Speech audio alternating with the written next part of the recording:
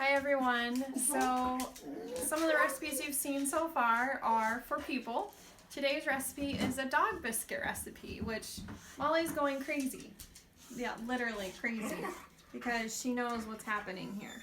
And they are doggy approved. So what I'm going to do is these are gluten-free and dairy-free, and so they're healthy, and with boxers they get a little gassy, so we try to keep it minimal on our ingredients for the doggy biscuits. Ready. So we are going to start with some almond flour. Okay, if you don't have almond flour and you don't want to do gluten-free, that's fine. But I get this at Costco. Yeah, Molly's paying attention here. She knows what's going on. I also have meat on the counter because we were doing some practicing. And this is going to be about 2 cups of almond flour. There's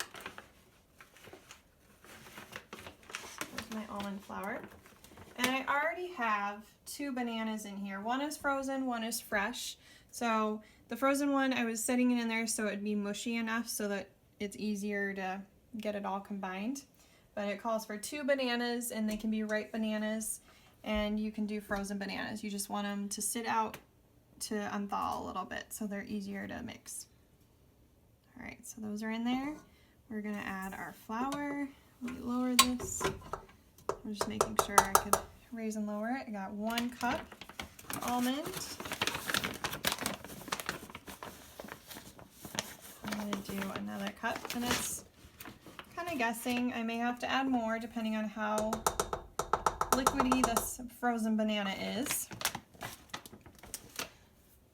And then I'm going to do 1/2 cup of oat flour. So my oat flour, all I did was grind some Quaker oatmeal, and I'll show you here.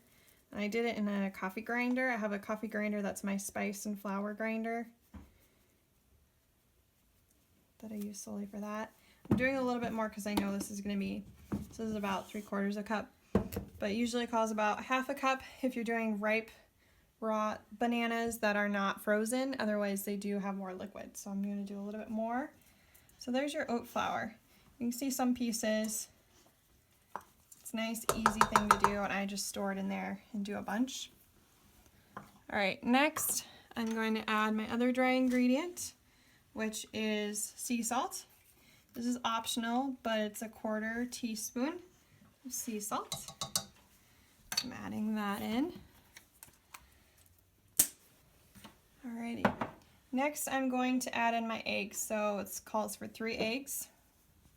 And eggs, as I've read, are great for their fur.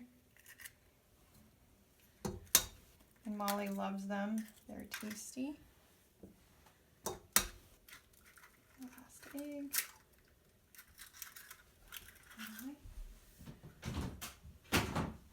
Alright.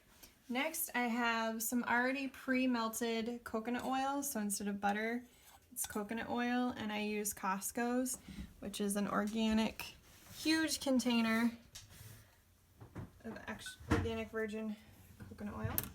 And this calls for 2 tablespoons.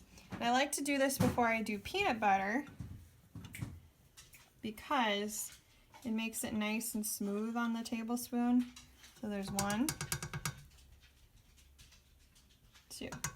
So I had melted it, but now this is all smooth, so when I go to dip it in my peanut butter, it'll come off a little bit easier. Now I need 2 tablespoons of peanut butter.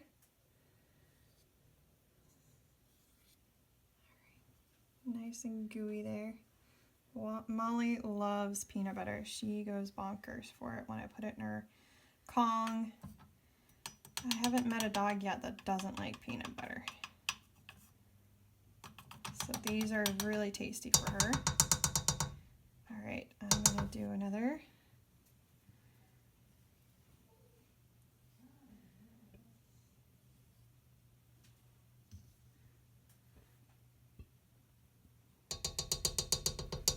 And then you can kind of scoop it off. So it's definitely stickier when you don't do the coconut oil first. And you don't get as much coconut oil on if you do it for last. I like to scrape all that out. So like I said, 2 tablespoons of peanut butter and 2 tablespoons of coconut oil. And I did pre-melted, you don't have to, but I prefer to do that. All right, set that there. Now the next ingredient I'm going to add after I've mixed all of these, which are my essential oils. So these are great for when they have bad breath, and we're going to add in cinnamon and peppermint. But I'm going to go ahead and mix this all together.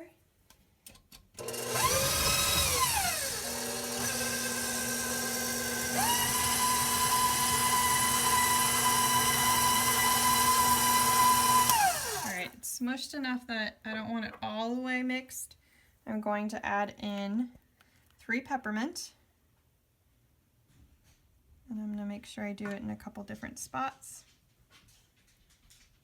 And then one over here. And then the cinnamon's really strong, so I'm only doing 1 drop.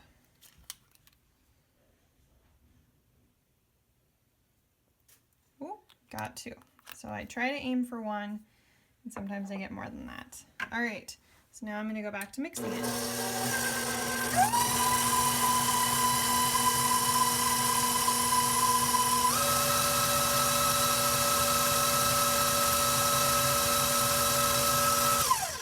So still a little bit gooier than I want, so I'm going to add a little bit more. So I definitely probably use a cup of oat flour in total, if not more. So I'm going to do about another 1/4 cup of oat flour and see if that makes it less runny.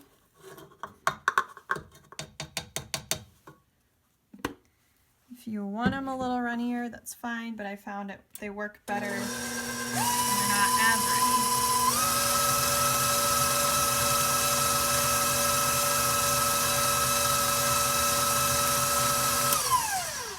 Alright, I'm going to mix down the sides now because there could be some flour in there. Ooh, those smell good. People can eat them too. I've eaten them. They are not as sweet because there's no sugar or anything, so they're more like just a biscuit, a peanut butter biscuit for people. But they are safe. So if you have little kids at home and they decide to eat the dog biscuit instead of giving it to the dog, you know they're safe. They're not going to get sick from it. Funny story, it was when we were little, we always, at Grandma's house, my brother and I got to give the dogs the bacon strips. We've seen those, we've smelt them, they're gross, full of preservatives.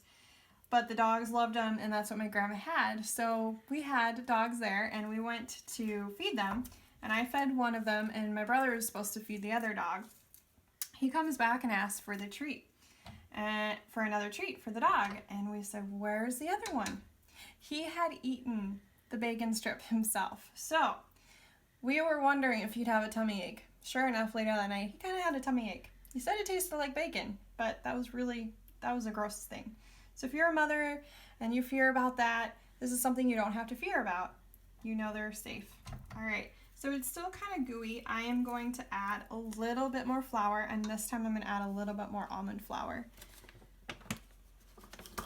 And the almond flour gives it that nice crunch. So does the oat, but Molly seems to really like the almond flour mixture.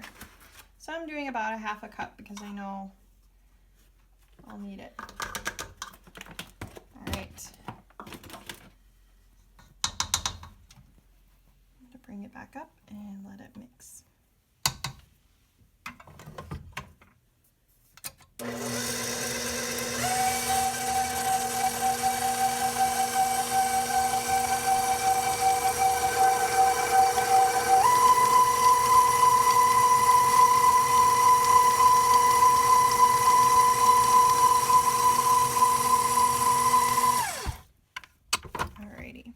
I still want it moist. I don't want it completely dry, so it is good. It's not as moist as it was. And you'll know by feeling it if it feels like it's going to stand up together or if it's just going to fall apart. It's that liquidy. All right. So the next thing I'm going to do is bring it over here to my cookie sheet.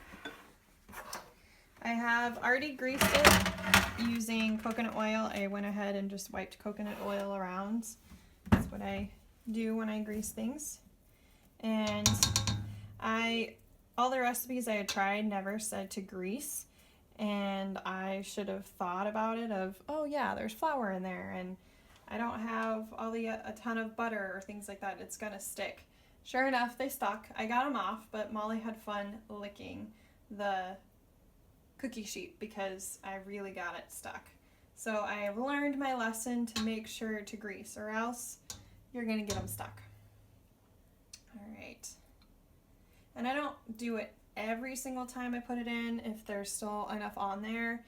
When I go to reuse my cookie sheet, sometimes I do because I don't want them to stick. Otherwise they are a pain. Now I'm just scraping this off, get all those goodies for her. And these are really cheap and easy, so you won't have to, if you're on a budget and you want to get some good healthy dog treats, this is a really easy way to do that. And they love them. Molly goes bonkers for them. And they are nice and simple. These are all ingredients we always have on hand, so I'm not having to buy anything special. All right. So I'm just gonna stir it with my spatula, make sure all the sides, everything's together. This is supposed to make about a dozen dog cookies or biscuits, depending on the size you want to make. But look at that. That looks really nice. It looks like a cookie batter, doesn't it? All right. So I like to use my little scooper, ice cream scooper, but I use it for cookies actually. All right. And you just stick them on. Super easy. And the oven, you want to preheat it to 350. And you just bake them in the oven at 350 for about 10 minutes, possibly less. It depends on the flours you're using. So almond flour, when I'm doing gluten-free, sometimes it takes a little bit longer. I can tell just because they get a nice golden brown. So it's about 10 to 12 minutes depending on how long your oven takes to cook and what flours you're using, but you want that nice golden brown. Yeah, as you can see, Molly is already here. She knows what's happening. Her treats are being made. And she wants it now. She said I could just drop the pan down and she'd be happy. But that wouldn't get us through the week, would it, Molly?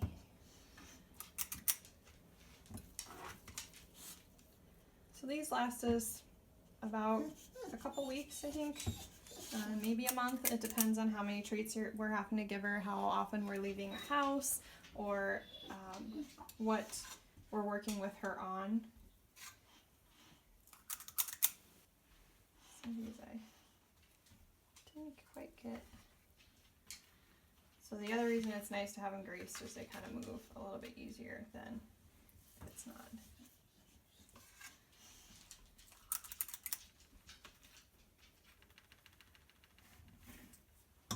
All right, so as you can see, I will probably have another cookie sheet worth, so I have more than a dozen that I'm making.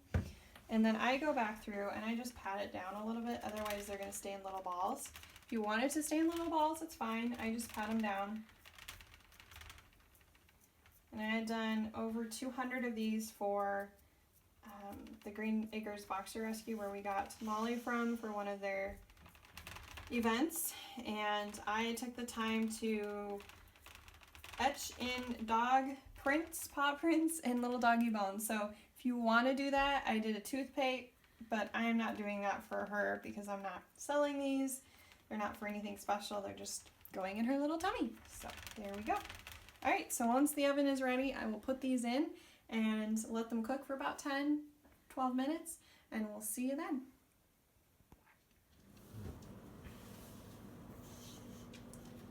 All right, we are putting the doggy treats in the oven. It's 350, And if I said before 10 to 12 minutes, I was wrong, it's about 20 minutes, but I would check about 12-15 minutes in, depending on your oven, because like I said, the gluten-free flours cook a little bit differently. If you're doing regular flour, it'll definitely be done probably in 20 minutes. Put my first pan in, and we're gonna let them cook. Molly's anxious.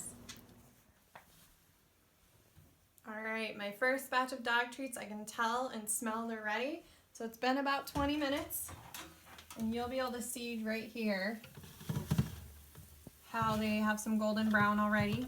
So these are perfect. They're the way Molly likes them. And as you can tell, they didn't really grow much. They stayed about the same.